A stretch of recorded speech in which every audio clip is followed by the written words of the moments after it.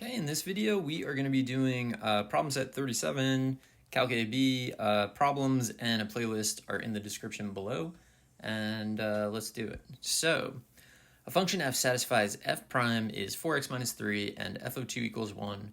What is the approximation of f of 1.9 using a linear approximation at x equals 2? All right, tangent line problem. We need to know the slope, which would be f prime, so f prime of 2 is going to be 8 minus 3, so just 5. We need the tangent line. I'm going to use point slope form. So y minus 1 is equal to 5, the quantity x minus 2. Then we're trying to approximate f of 1.9. The most important thing here, everything's important, but the most common mistake, I guess. Make sure to do an approximately equal to sign. And then we have 1 plus 5 times negative 0.1. So it's 1 minus 0.5, so 0.5. I don't know, I struggled on that there for a second. So approximately 0.5. All right, is it a good approximation? Who knows? That's calculus. You use the standard procedure, you get the standard answer, and then you move on. All right, given x squared y minus 4x equals 16y cubed plus 8y plus 4, we want to find the value of dy dx at negative 2 comma 1/2. I don't remember if I checked to see if negative 2 1/2 was actually on this curve or not. Sometimes that's not the case, and that's obviously a mistake when that happens. But we're going to go ahead and assume that it is. You could check if you want. I don't know. I'd say there's like a 70% chance that I did check to see that it was on there, but who knows really. All right, so I'm going to take the derivative of both sides with respect to x. So let's, I won't make you watch that. I'm just doing d dx of both sides. Now here we go. For the first thing, we got a product. So first, derivative of the second is dy dx, plus second is y, derivative of the first is 2x, and then minus 4 equals, here we're going to get 3 times 16 is 48y squared dy dx, plus 8 dy dx, and then the derivative of 4 is 0, so that's just gone. Now what I'm going to do is I'm going to sub in here because it's a lot easier to deal with, right? So I'm just going to say that at negative 2 1/2.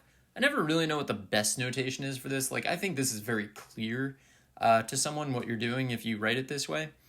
Your teacher might have something they'd rather you do. I don't know. Let me know in the comments if that's the case.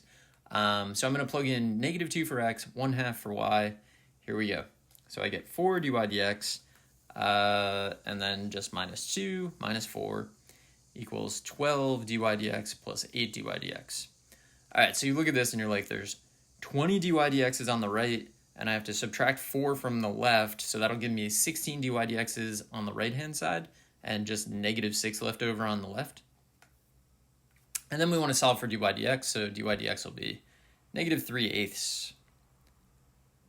All right, that was a good, pretty straightforward problem. Most of these problem set problems are straightforward. They're meant for practice.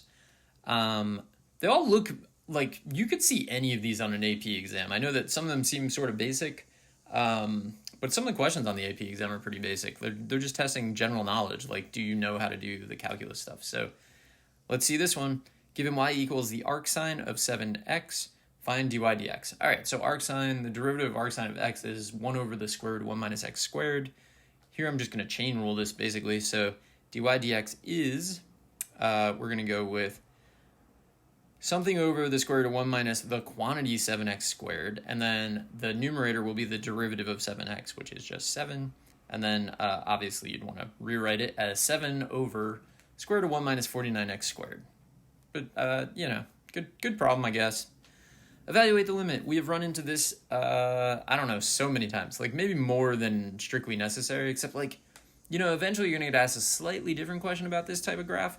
Knowing this graph is really useful, and that's why I keep bringing it up. Limit as x approaches 6 from the right, absolute value of x minus 6 over x minus 6. Obviously, I'm just going to graph this thing. So at 6, there's sort of like there's a jump discontinuity. And we're 1 everywhere to the right of 6, and we're negative 1 everywhere to the left of 6, which means if we approach 6 from the right, we're just on the branch where it's always 1, you would expect to get 1. So I'm going to say the limit as x approaches 6 from the right of the absolute value of x minus 6 over x minus 6 is equal to 1. And that's it for this problem set. So I hope this was helpful, and good luck.